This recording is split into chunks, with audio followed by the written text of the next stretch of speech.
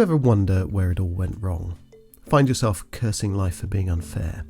Struggle with where you are, why you're here, or even how things would be if you could only just get your act together and sort your life out? You're not alone. In fact, I'd wager that most people feel stuck, dissatisfied, or at least a little bit disenchanted, if not with their entire life, perhaps one or more aspects of it. It's easy to blame everything outside of ourselves for our unhappiness, the thing that was done to us, our bad luck, the injustice of an unfair world. But when we curse the world for all that goes wrong, we also end up wishing the world would bring us that magical payday we've been waiting for all along, our big break, and grumbling our days away, waiting for it to happen. But it's not the world out there that's going to dish up the good life, but the world within us. The energy that we bring to our days, the action that we take, our attitude towards what is working for us and what isn't.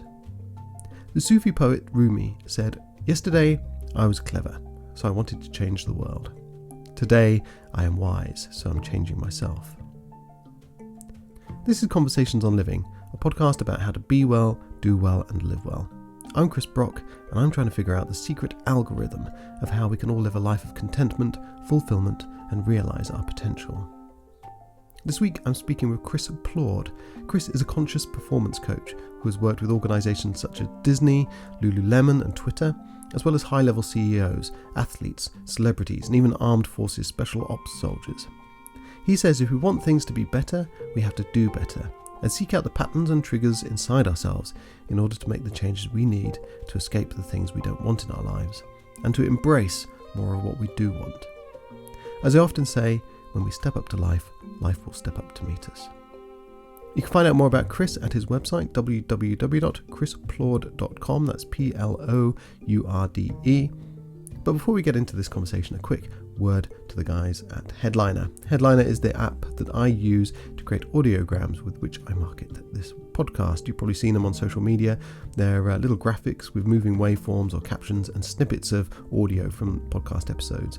If you host a podcast, I would recommend Headliner. Is probably the easiest and most powerful way to create them. So if that's your cup of tea, then check them out at www.headliner.app. And also a quick word about Plane. Plane is a game made by guest of the podcast, friend of the podcast, Krish Srikumar.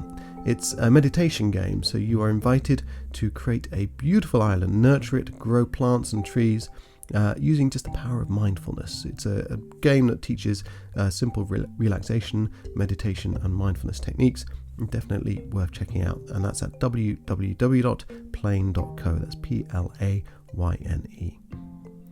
And also, just a quick request from me, wherever you get your podcast, don't forget to rate, review and subscribe. And you can also find more episodes at conversationsonliving.com. And there's also stuff about me there as well, my writing, my books, meditations and that kind of stuff. And you can sign up to my monthly newsletter there as well.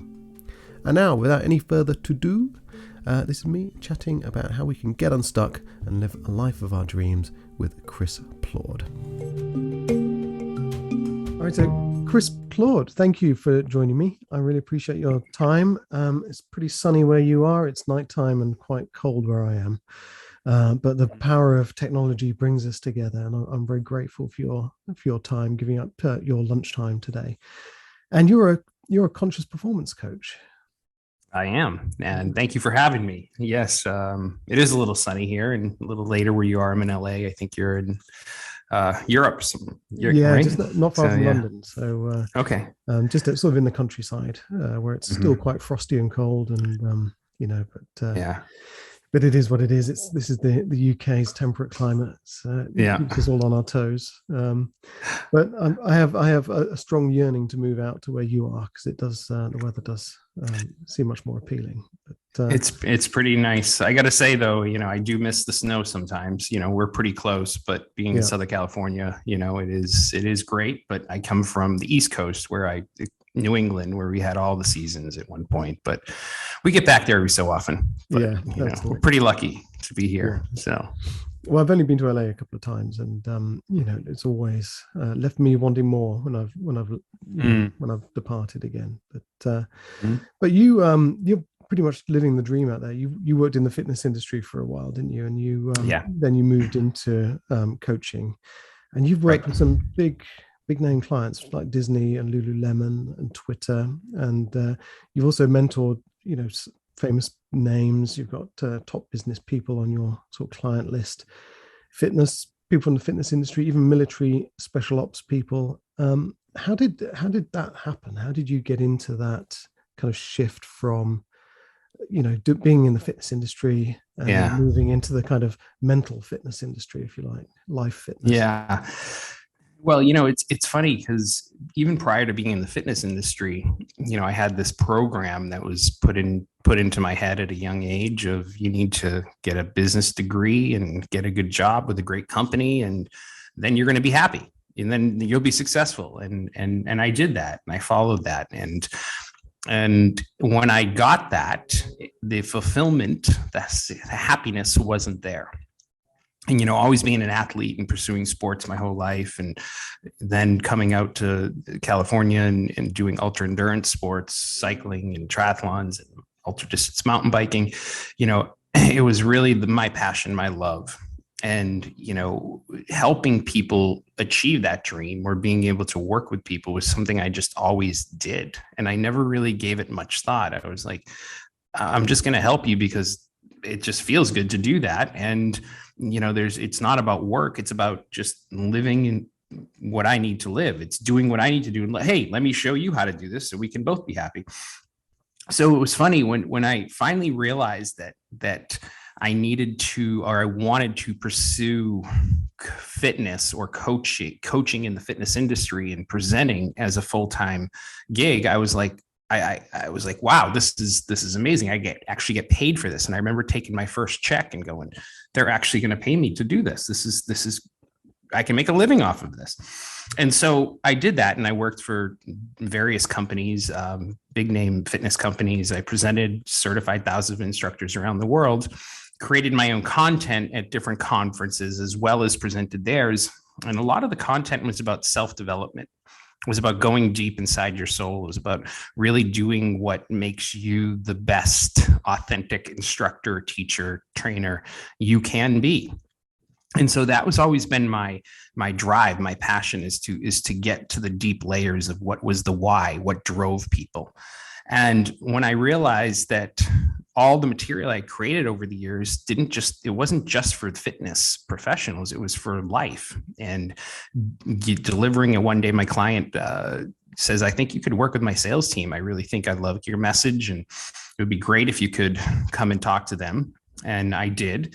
And I ended up presenting at their sales meeting and then working with them one-on-one and so on, and did that a couple of times for about 3 months at a time. And after 3 months, we had a 30% increase in sales and a all-time record high revenue that they've had in their company. And it was in the whole point of it was just about working with their own individual needs. It was putting up boundaries. It was being able to kind of do things the way their personalities worked best. It was being able to look at all areas of their life and say, where's the imbalances here? And how can we sharpen this up? And I think that's when I look back, that's kind of was the turning point of like, this is what I want to do. I want to work with people, not just in performing in their athleticism, but performing at the best in all areas of their life.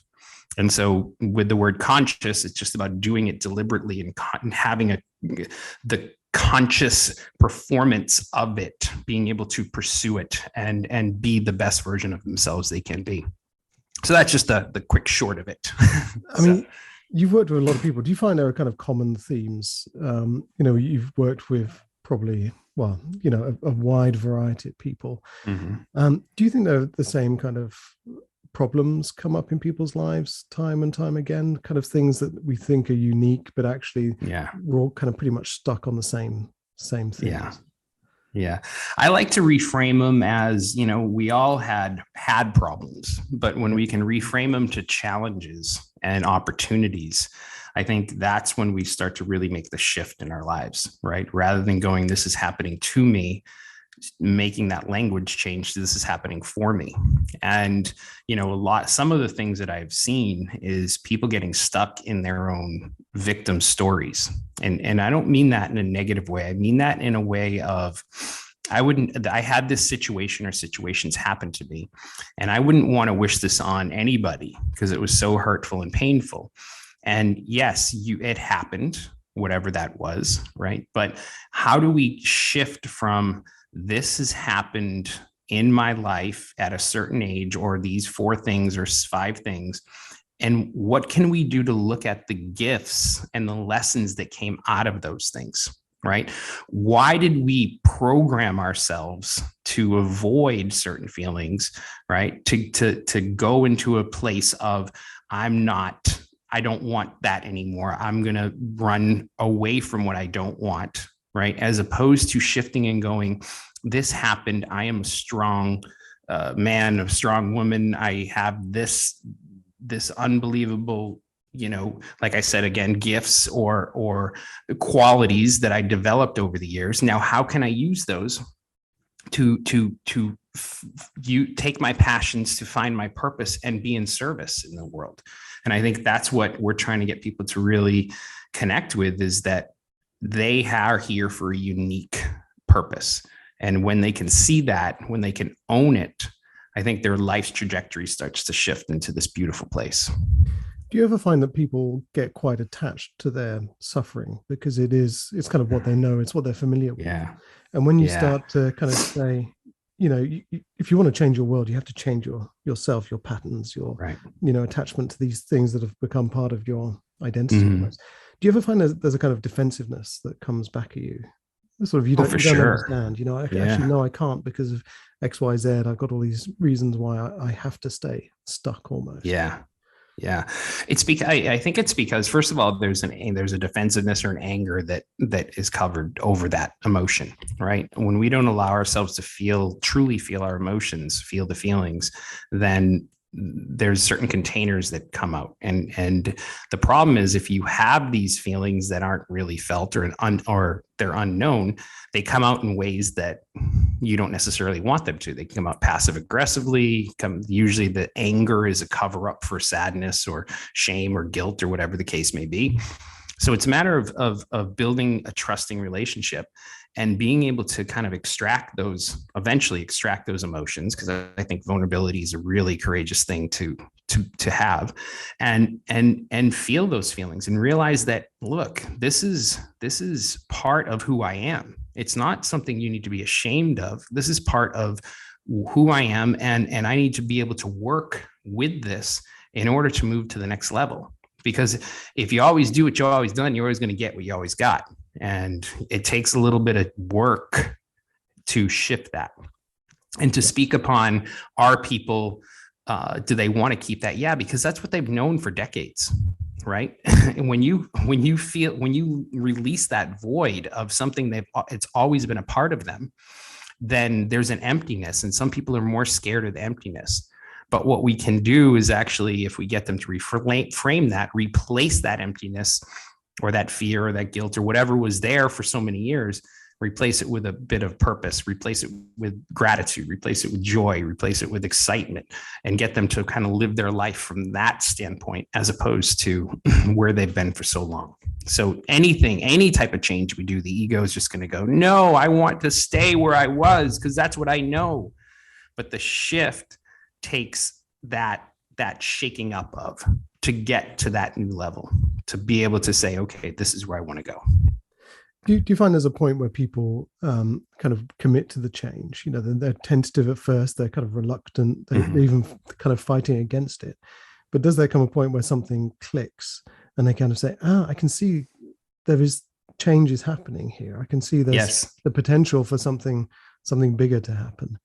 100%. What do you see? When do you see that moment? I'll give you an example that happened yesterday. So I was working with with a new client, probably about 2 months in, or a month and a half or so. And she's having some conflict at home. And she really just wants to find her purpose, what she is. She's a mom, this and that. And I've talked to them both, and this isn't therapy. Coaching is more of, what do we have right now and where are we going? We will hit upon the past, but only for those energy lines of forming habits of why we did this. So I asked her, I said, so why do you keep getting triggered? What is that thing that keeps coming up with you and your spouse? He's like, well, he's not letting me make my own decisions. I said, okay. And how does that feel? I'm so angry. I go, well, what's underneath that anger? Well, I'm sad. That makes me feel sad. I go, okay, when else did that happen in your life? How old were you? And she's like, wait a minute, what? I go, how old were you when that first happened? She goes, well, I was 4. I go, tell me what happened. She goes, well, my brothers would always make the decisions for me, and I couldn't make any decisions. So I became quiet and I just covered it up. And what she did is she built this armor and this nothing can touch me. I'm happy and I'm going to make up this mind. But there was a programming that got started at a very young age that was about when people are making decisions for her, she didn't have a voice. And so decades later, her husband that she thinks is making these controlling remarks for her was triggering that old wound from when she was a kid. And it was like this big, like, oh, that's why he's triggering me. So it comes to the point where, can you look at that little girl and instead of looking at her and pitying her, look at her and love her, right? Look at this point when you get triggered and when these judgments come up, when this thing comes up, look at your husband, go, he's here to teach you, to show you where you're not free. And so that completely shifted her inside. And by the time we got off the call, she was like, that was like I got this big weight lifted off my chest, because she remembered she's been carrying that for her entire life of putting blocks up and getting angry with people that would try to make decisions for her. So it's to the point where she gets to now understand where that programming came from and now start to make other decisions based upon these new triggers that are going to come to her, right? And by the way, it doesn't just go away. It's one of these things where it comes up again and she goes, oh, okay, I see that. I'm going to shift this and go, what does that feel like? Let's connect to that. And then it goes away and it gets a little, and then it comes around again and it's like, but it's a little lighter. And then it comes around again, it's a little lighter. And it comes around again, it's a little lighter, until eventually it becomes this little whisper. It becomes this little tiny whisper. And the big trigger that happens starts to go away, and they start to form new neural pathways and new habits in their life. So, yeah. Well, that's it, isn't it? I mean, it's that constant reworking of those neural pathways. I've been through a similar thing myself, where I would get very uptight about certain things. I'd feel triggered. Yeah. And then I learned that, these emotions, they're coming from inside me. They're not being forced upon me by someone. Even if someone's saying something that I disagree with or something that triggers me, that reaction is coming from inside me. So that's right. I spent many months just telling myself, just let it go, let it go, let it go. But then after a while, I didn't have to say that anymore. It just kind of, but it took a long, long time. It's I guess similar to the fitness profession. It's like training for a new sport or lifting a new weight. Right. You're training the body, you're training the mind to develop these new skills, new abilities, new kind of internal narratives, if you like. That's exactly it. And it's resistance, right? And like you mentioned, and I actually posted about this yesterday, it was about resistance. Anytime we go to the gym, right? Go for a swim, go for a run, go for a bike ride. What do you need in order to get fit? Resistance.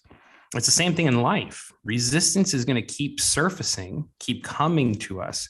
And now we can either learn to fight the resistance like we've been doing for so many years, or we can learn to dance with it, because it's a part of the process.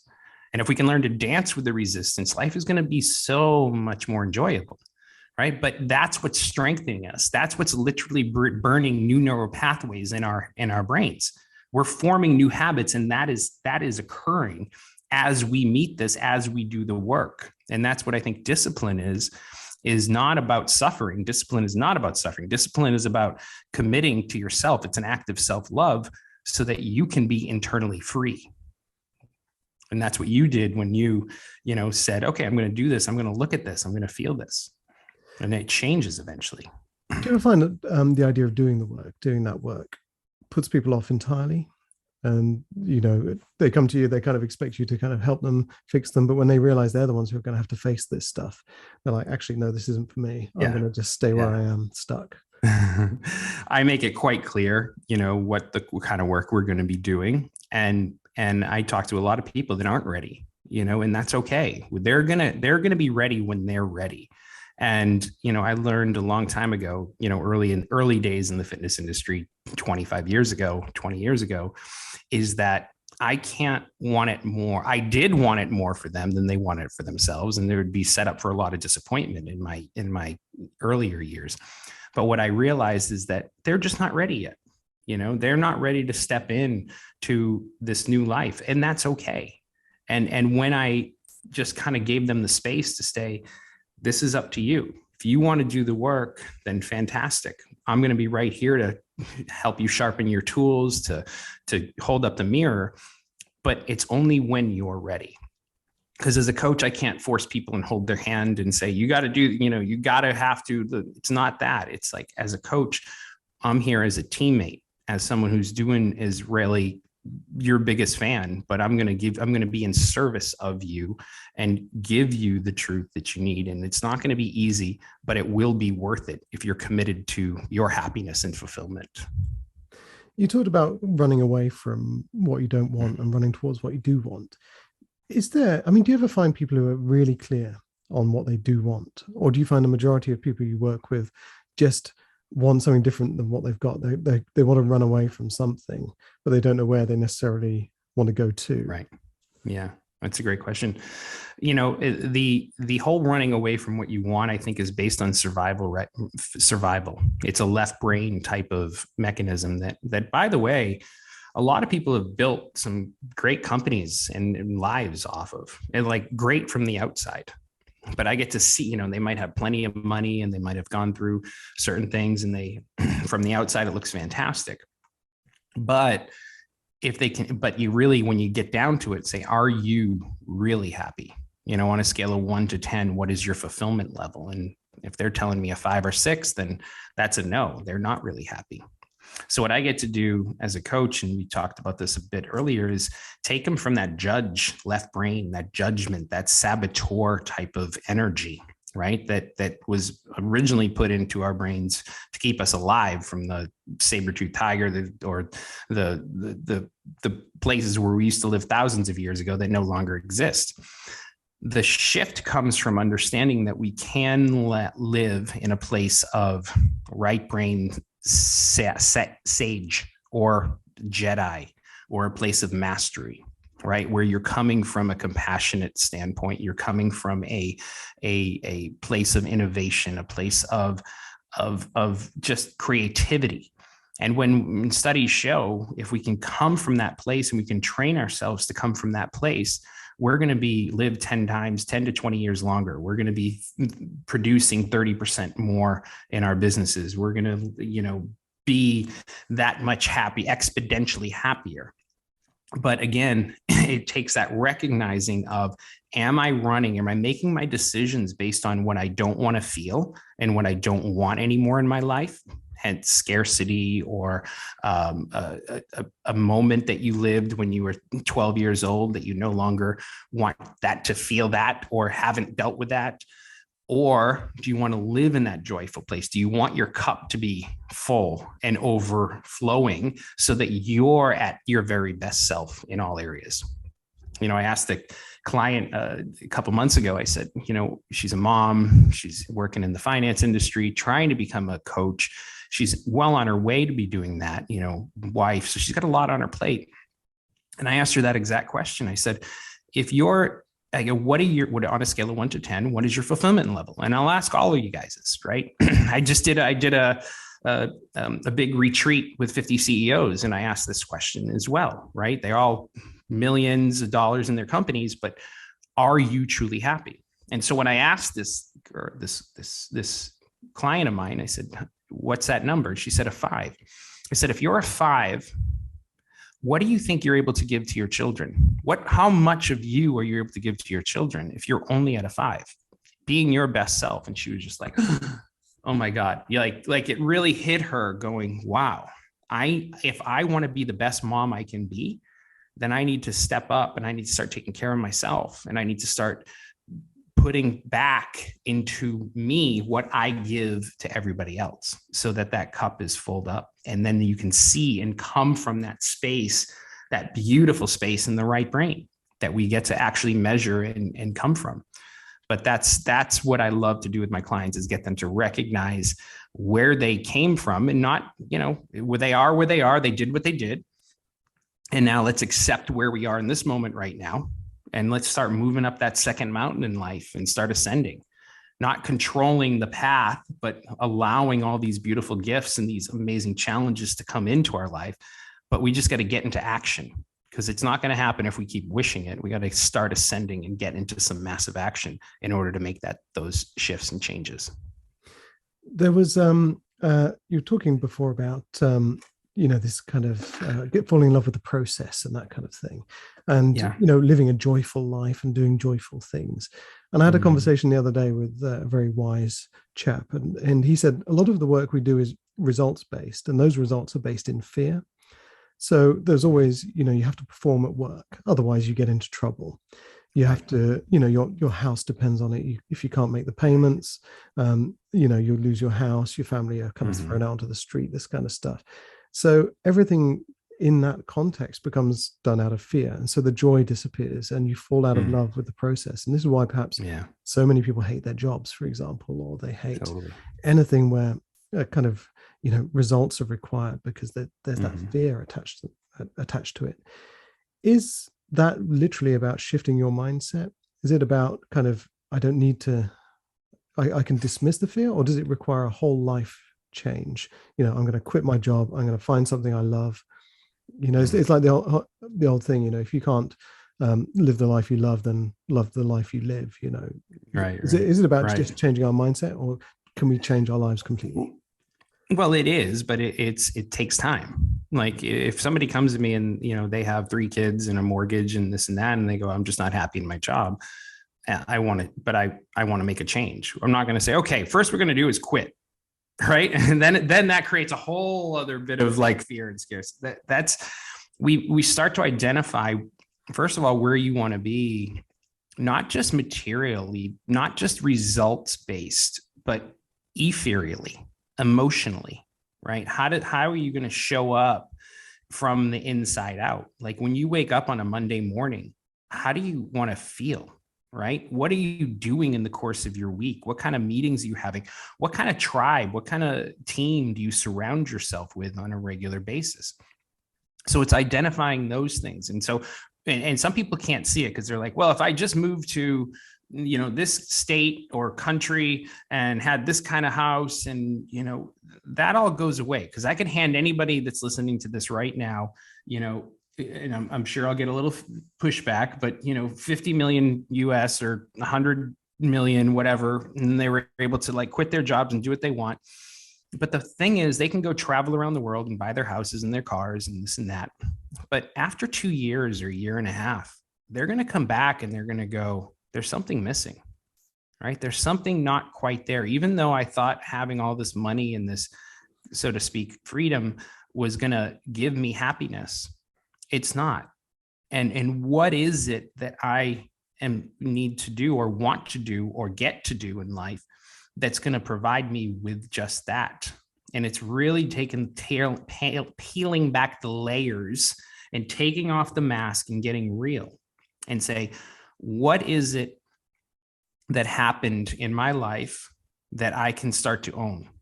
What are those things? What are those 5 or 6 things that I have been through in my life that have taught me and made me the man or woman I am today, as opposed to, I wish that on nobody and nothing ever shouldn't happen. That shouldn't have happened, right? The difference between victimizing is, if that didn't happen, you're a victim. Then I would be here. That's victim mentality, right? You can't change the past.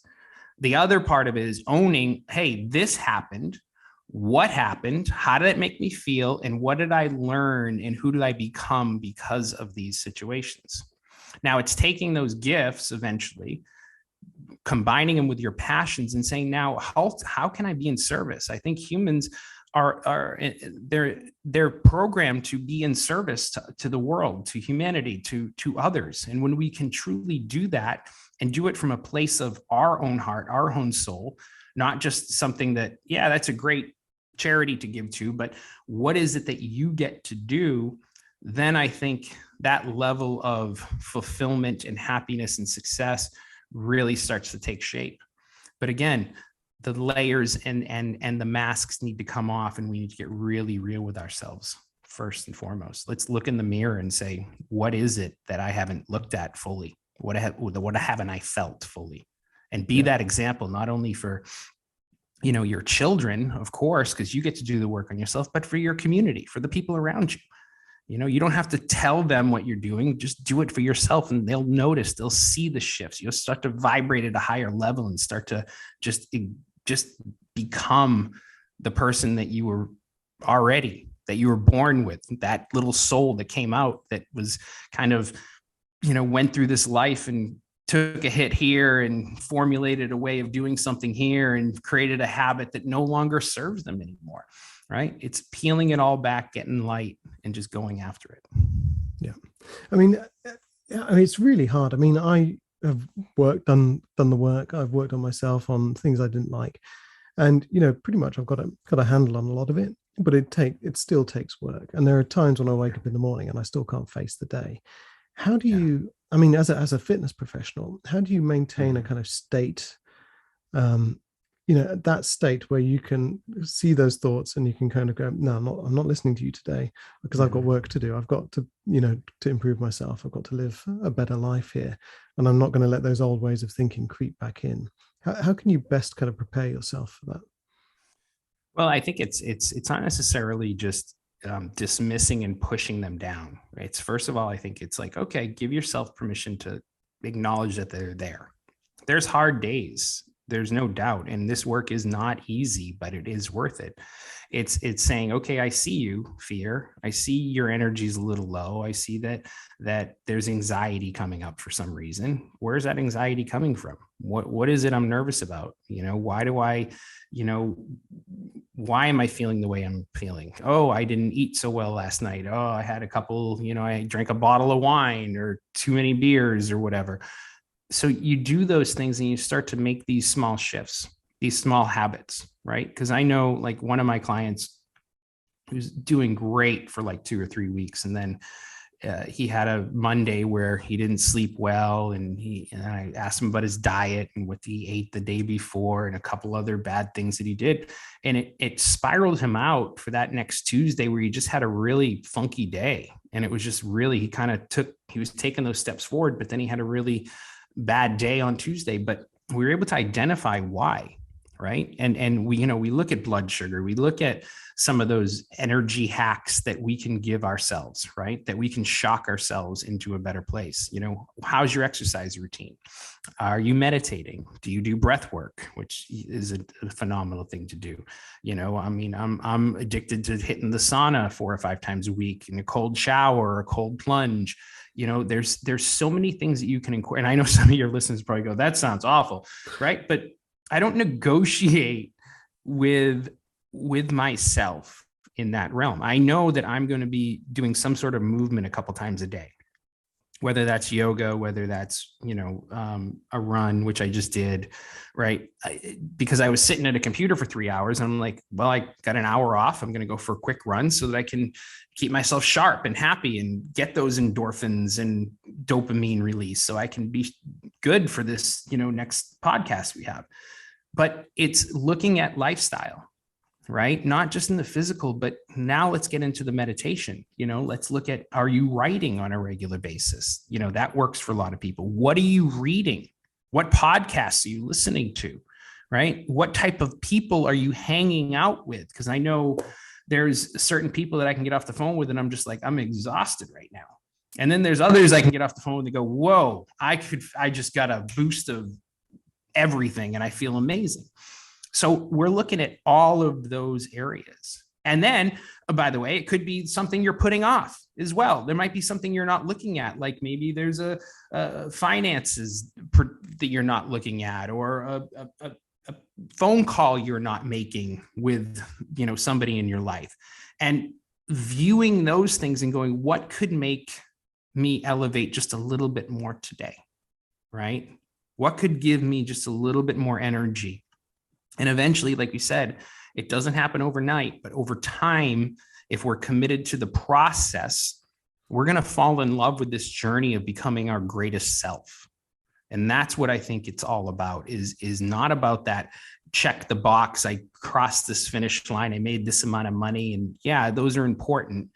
But if you're not enjoying the journey along the way and trusting all these gifts that are coming in for you and these paths that are opening up and these people that are coming to you, then we're not going to be true to ourselves, because they're all around us. We just have to listen and see the whispers and check out the signs.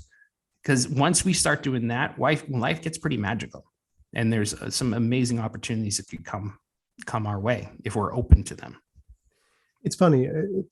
I don't want to say worked with. I've met a lot of people who are very resistant to this idea, and there'll always be these excuses. Well, I don't have time to go for a run. And it's like I'm not the kind of person who does that kind of thing. I could never have cold showers or anything like that. I mean, how do you deal with people who just don't have the time in their lives? Will always come back with kind of reasons or excuses and just say, well, I can't. I have no window for opportunity. Right. You're a father. I've got the kids to look after. I've got after school clubs. I've got like all this work to do at the same time. How can you help people find space for that kind of wellness, that wellness practice that puts them in a better state tomorrow? My old person, the person I built up after being that sensitive kid and that really die hard, I'm going to go after everything in corporate and be an athlete, would have been like, just suck it up and do it. How could you not, but that's not, doesn't work with people, because then that triggers defense and this and that. But what I learned is seeing them and meeting them from where they're at, right? It's meeting them with compassion first and foremost. Okay.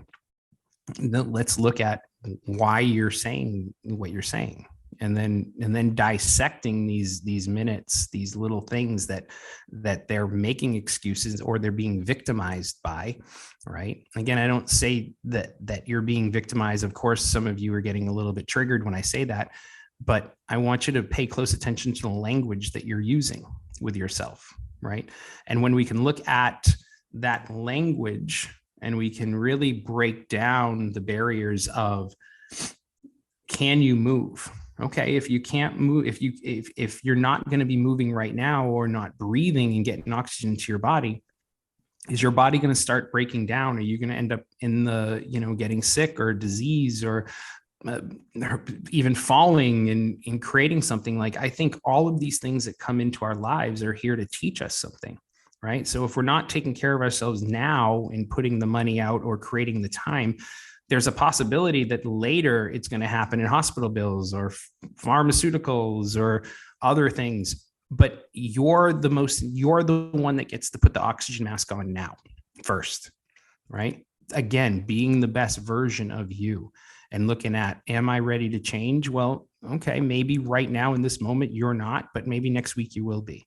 Yep. Right. And when that time is right, I'm not trying, I was a good motivator and when I teach in front of classes, but that was in a group energy right there. We have to really get to the bottom of, what are you really covering up here? Why aren't you moving? And know that the first couple times you move or put something good into your mouth or put out a little extra money for something that's going to show a bit of self-love, that is going to be met with resistance. But the more you do it, the easier it gets. The resistance happens at first, but know that you're worth it. Like, it's not about fixing anything. It's not about saying I'm too old or I have too much on my plate. It's about going, no, you can find time. I haven't met anybody that I've worked with that we haven't been able to create time or a space where they haven't been able to take care of themselves. Right. It's those excuses are just that. They're excuses that we're making up to protect that, what you talked about earlier, that inner discomfort that we're so used to, right? That has happened in our entire lives, that we know, our souls know there's about to be a change. So we fight. And my whole thing is, let's learn to dance. Let's learn to meet this resistance and go, this will make me stronger. Once I step out of this and do these things that are going to shift and put these chemicals into my body, amazing. You're going to feel amazing, because every challenge you overcome, it doesn't matter how big or small it is, a little bit of a challenge is going to release a little hit of dopamine. That dopamine is going to make you feel really good. It's going to give you some clarity. It's going to, and then it happens again, and then it happens again. So meet those challenges. State like 3 things a day that you're going to accomplish. That's it. Just 3 small things a day. And if you do that every day for 7 days, what is that? 21, and then add that to the month, you're moving towards something. But start small and just get that little bit of momentum going, because once it gets going, there's going to be a tipping point, and you're going to be unstoppable when it hits that tipping point. How much do you think, there has to be a physical aspect to it? Because, people talk about mind, body, spirit a lot of the time. But when you're dealing with kind of professionals who are big earners, or they're kind of, their success is all tied to their performance at work, they're not always kind of people who are focusing a lot on their physical body. They might be whining and dining clients. They might be going out late nights, this kind of thing. How much is kind of our notion of success actually about all of those 3 things coming together, looking after yourself mentally, physically, and kind of spiritually as well, nurturing those 3 things? I think everybody is going to have a different way of moving, right? And we're going to meet them where they are. Like, I'm not going to take someone who hasn't moved in 20 years and say, all right, let's go do a marathon, right? Let's get them walking. I mean, studies show once you get that movement happening and that blood flowing, you're going to be a lot sharper and a lot more clear where you need to go. So I think movement is essential, without a doubt. If you haven't been moving, let's find a way to move. If you have a hip issue or knees or whatever, well, you can possibly even, swim, or find a way to do an upper body exercise, or there's always something you can do to get the blood flow. Sauna is an amazing tool to kind of get the heart rate up. I mean, the studies on sauna use right now they're through the roof as far as how great they are for you and your performance and your brain function and so on and so forth. I'll let the experts take care of that. Dr. Rhonda Patrick, if you want to look at her work, she has some amazing studies on that.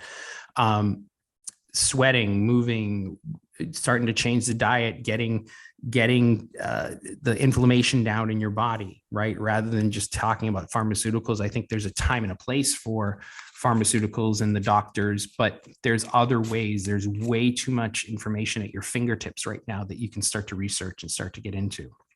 So that takes care of kind of the body aspect. I think it's our temple. It's essential to keeping us performing at our best. The mind, right, is meditation, breath work, all this stuff is being able to kind of know that you have 70,000 thoughts in a day, understanding that when those thoughts come in, we get to observe those and see those. But if you are into meditation or whatever works for you, bringing it back and saying, okay, let's get connected to the present moment. What are ways of getting connected to the present moment? Our senses, smelling, tasting, hearing, touching, even rubbing our fingertips together, just gently rubbing our fingertips together and really feeling the ridges, and listening to our breath, or taking a bite of food and really tasting the textures and all of the flavors that come out. All of that stuff brings us center. It's just being present with where we're at in our lives. And then spiritually, wherever that is for you, it could be religious for some, it can be connecting to nature, it could be a form of, yoga, whatever it is. I'm not trying to put a label on what spirituality is. Whatever works for you and whatever your definition of it is, I feel for me, it's about connection. It's about doing good. It's about taking care. It's about listening, and healing the earth and humans. So, all of those things combined, I think are essential. It's just a matter of bringing attention and energy to them. And if you are caught up in the old ways in this business and making money, yes, what we're saying is those things will just make you a better version of you, right? And again, I go back to that question. Do you want to keep up doing this for the next 10, 20, 30, 40 years? Do you have the energy to do that? Right? Then what? Are we working towards just the finish line of retirement? Right? Because I've worked with plenty of people that have done that, and there's a lack of fulfillment, and all of that busy work now gets replaced with a lot of anxiety because they have nothing to fill that.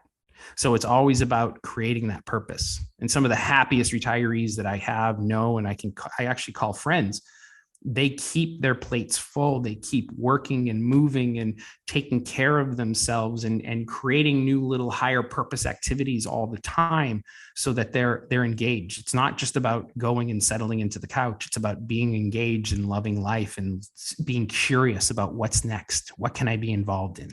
I think that curiosity is key. Do you think that there is this kind of sense of we're constantly striving for more? Our attention is focused on the striving and the future and kind of getting more and more and more, to the point where we're not really paying attention to where we are right now and our current state of happiness and all that kind of thing. Yet we don't really know what we're striving for. We don't know what the end goal is going to be. When do we stop striving? Do you ever get that sense from people that they're just on this train and they've got to stay on the train, but they don't really know what station they're going to get off at or why they're even on the train in the first place? Right. I think it comes back to leading with fear. It's like, not being able to look at where they're at and saying, I've been on this for so long. Do I want to continue being on this way of life? And some, by the way, I'm not saying nobody's broken, right? Some of us, we just have tunnel vision.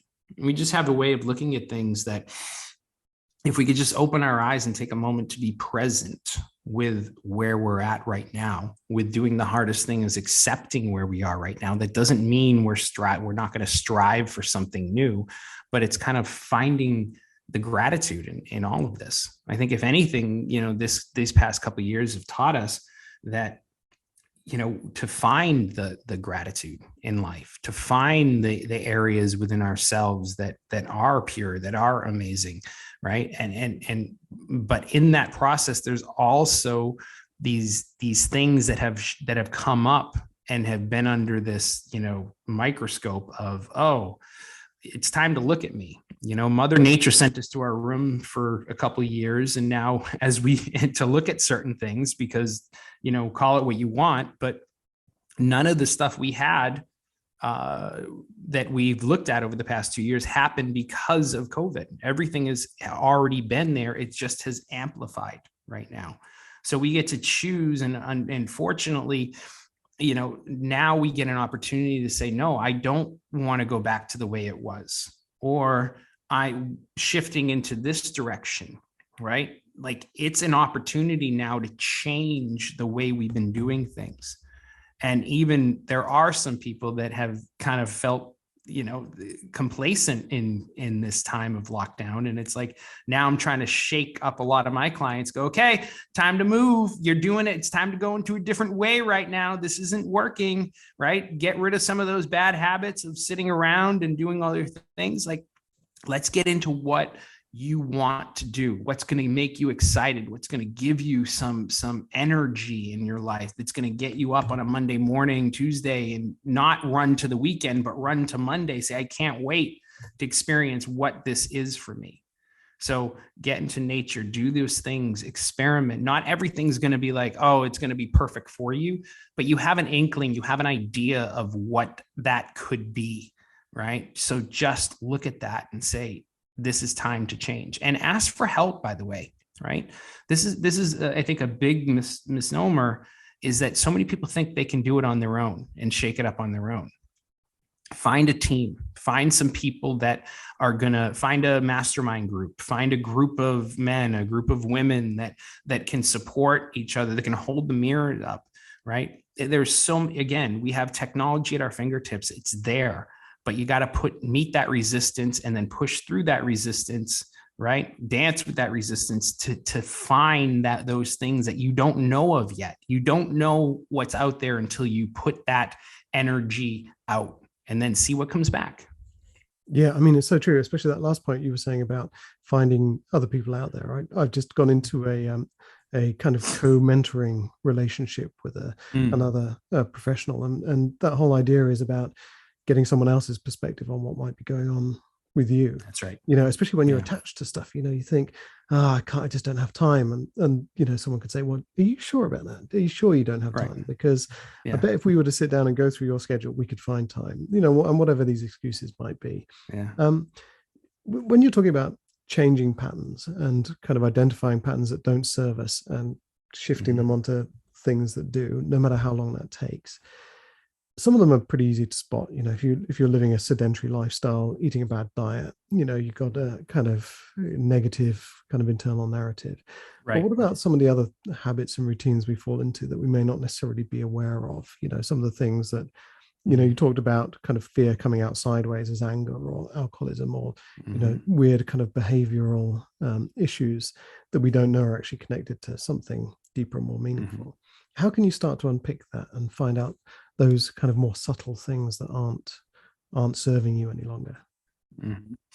Well, I mean, I think it's just, you kind of answered it, but it's looking at those little things that we go throughout the day, right? Like, for example, you wake up in the morning, do you go right for your phone, right? And if that's the case, like, what are you trying to shift in your head or in your heart?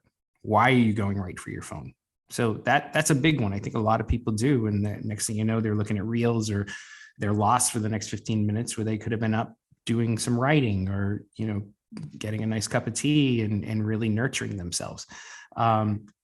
Mindful, I'm, conscious coach, but mindlessly people are putting things in their bodies that's no longer serving them. Again, we talked about this earlier about how can we vibrate at a higher level and feel more energetic in order to really get connected to ourselves. But it's, the calendar, how we do things, what are the triggers that start to come up for us? Who are the people in our lives? I've worked with, some people in offices and they're like, well, this happened today. And here it is that, Jeff, that happened again with Jeff. And they're like, okay, great. Well, what do you think Jeff keeps doing? And is he doing this intentionally to screw with you? Well, yeah, sure. Well, why do you keep getting triggered by it? What is that unresolved issue within yourself? Right. So we're looking at life's moments and situations and we're putting them under a microscope and we're seeing, are there any patterns here that keep coming up over and over again that we're not able to fully understand quite yet, or that we're getting angry at?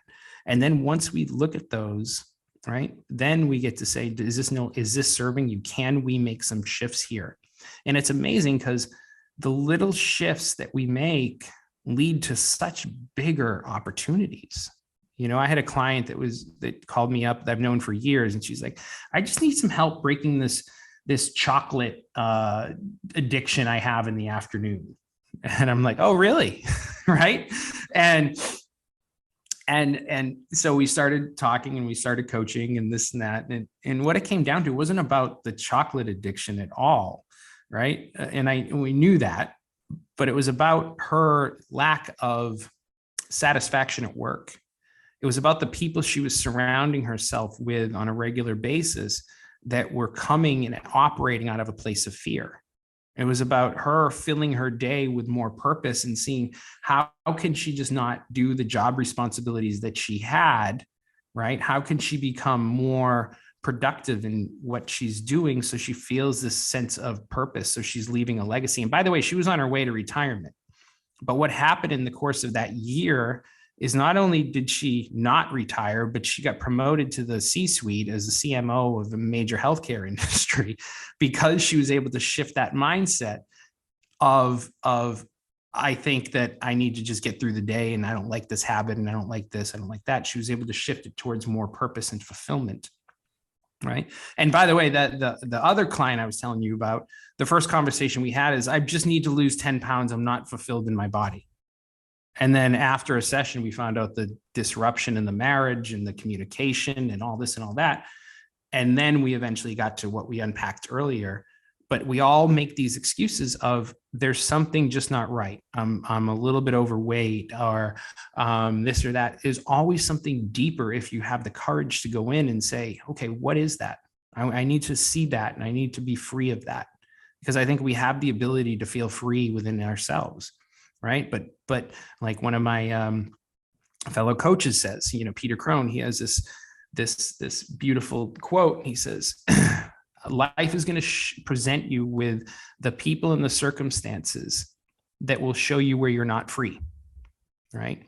And those things are going to keep coming, and they're going to keep showing you where you're locked, where you're held up, where you're not free. And I think we all have the ability to free ourselves and to be happy. Do you think that people come to you or they start looking for a change? I mean, in when you're dealing with athletes and you're coaching athletes, these are people who are already good at their job. You know, they're already excelling, but they just want to increase that performance. Do you find that people on a kind of personal life level only come seeking help or seeking change or start doing the work when they hit a kind of pain point when it gets to rock bottom? Or do you find that there are people who are performing well and they want to perform even better? Well, unfortunately, the majority, the first people hit that pain point. Right. They hit that pain point. But there are people, there's that small percentage, that 20, 30% that are like, I'm performing really well and I want to perform better. And how can I get out of my own way? What am I not seeing? So yes, the pain points are there and they're important, but they're not to be like hated. They're there to be embraced, because I wouldn't have seen it without that. But then there's that point of these athletes that are keep going higher and higher and higher, and they reach this level of getting stuck because they're constantly operating from a place of, I need to do better, I need to be the best, I need to be the best. Is that a lack of unworthiness that they're feeling within themselves? And that could be the case. Or they just really love what they do, and they want to perform at their ultimate success and best. And we got to find ways of working with that and treating those small little things that keep coming up. So yes, it's both, but I'd say the majority hit the pain point for sure. Yeah. I think most people will have some kind of pain or dissatisfaction or something in their lives that they're not happy with, whether that's their weight, their job, their insecurities, the kind of negative self-talk or something like that. What is just one simple piece of advice you could give to anyone who wants to who is dissatisfied or struggling with one aspect of their life, or various aspects of their life? Is there something that they can take away to get started? Yeah. Well, I would say, I think we said it earlier, is really just reaching out for help, and that doesn't have to be just a coach, but it could be reaching out to a group. It could be reaching out to finding a great book, listening to podcasts, like looking at that pain point, looking at that place within you that is not free. And maybe even taking on a couple of things, like dedicating yourself to a meditation program, a breathwork program, starting to write a little bit, just getting moving on a regular basis. That's going to disrupt energy, right? And move things around. I'm teaching breathwork. They say when we do this and we move this amazing amount of energy and oxygen through the body, they say the issues are in the tissues. And when we can get the movement up and moving, that's going to bring up emotions, right? But have the courage to feel your feelings, give yourself space to feel those feelings. And again, you don't have to do it alone. If something's really painful and there's a lot of trauma, see a therapist, right? That's what they're here for. I think therapy is like the mind gym. It's amazing to be able to go to a therapist and see things. Again, could it be hard? Sure, but it's going to be worth it. Look at a coach that's going to help you kind of identify where you are right now, but move and give you the tools to where you're going. Find that group, that you were mentioning, a team of some sort.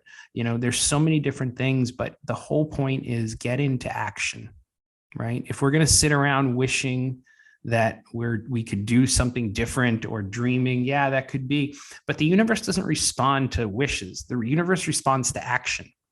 So truly get into movement, action, pick up the phone, make that phone call to that person that you haven't made it to, redo your resume, look for people that are doing what you would love to do and ask them to have coffee, right? Just there is environments that you're drawn to, but go after those, get curious, shine the light on those. Because I think there's something really there for so many people. But it takes courage in order to move into that next position. But it will keep moving, and it will get better, and it will get better if you keep ascending up that second mountain. Perfect. Well, I think that's a brilliant message to end on. Chris, thank you so much for that. A really motivating conversation. I really feel energized after that, like you were saying before. If people want to find out more about you, your work, and all the things that you do, where is the best place for them to go? Yeah, I'd say my website, chrisplourde.com. And a whole bunch of information. I got some workshop series coming out. You can get a free breathwork class if you want to try that. Some other classes you can take with me online that will all be on there. If not now, pretty soon. And my Instagram handle is at Coach Chris Plourde. And then that pretty much covers. I mean, there's Facebook you can look at too, my name, but that pretty much is it. You can find me there, or you can just directly email me for a discovery call. If that's something you want to just explore, we can have a chat and see if it's right for you at this time. So. Fantastic.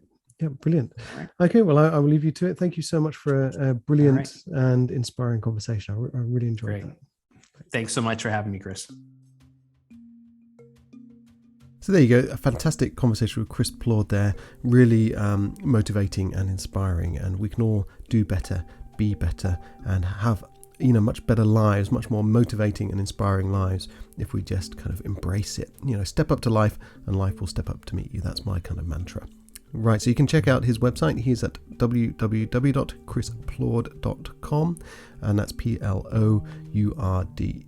And these links will all be in the show notes. You can find those at Conversations on Living or wherever you get your podcasts. So conversationsonliving.com, and obviously any platform. I'm on Apple, Spotify, all the big platforms. And don't forget to rate, review, and subscribe. Next week, I'll be speaking to friend of the podcast, Kim Forrester. She'll be back, and we'll be talking again about Sigh as she relaunches her book, Infinite Mind. And Sigh is all of those kind of things that science can't really give a name to, that are kind of now being documented as real phenomena. So we're going to be talking about that, exploring some of those topics, and how we can use this to make our lives a little bit better and to guide us in a way. So check out that one. That's next week. And in the meantime, find us at conversationsonliving.com. And until then, have a fantastic day.